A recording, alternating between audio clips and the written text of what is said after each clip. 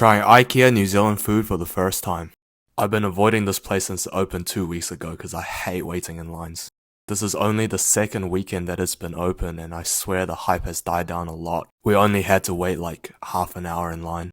And once we got in, the food came out pretty much instantly and it all looked pretty good. Had to start off with the Hokkien chips, which I believe can only be found at IKEA in New Zealand. And it wasn't bad at all. It had a light and crispy batter, and the fish was fresh and quite flavorful. The chips were also crispy and cooked and seasoned beautifully.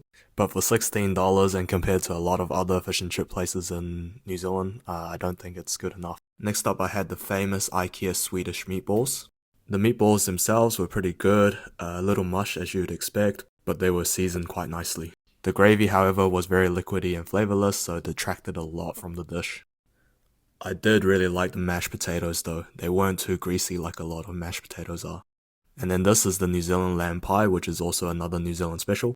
And I really enjoyed this one. The lamb was quite gamey, which some people may not like, but I really liked. The pastry itself was flaky and cooked nicely, and that jam on top of the pie made all the difference. But it's hard to justify a pie and some standard sides for $16. Now onto desserts, we got a gooey chocolate cake. And this was very interesting. It wasn't like a standard cake, it was almost like undercooked brownie batter with how thick and decadent it was.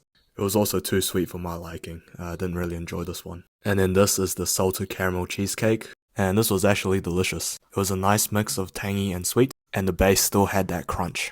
And then we moved downstairs and got this vanilla soft serve ice cream, which for $2, it came with a waffle cone, which is an awesome deal because most of the time they cost extra like 50 cents or so.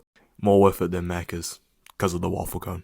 Also got this hot dog which didn't look very appetizing and it wasn't very good in my opinion. The meat was processed to the point where it didn't even taste like meat anymore. But yeah, give IKEA a go and let me know your thoughts in the comments below.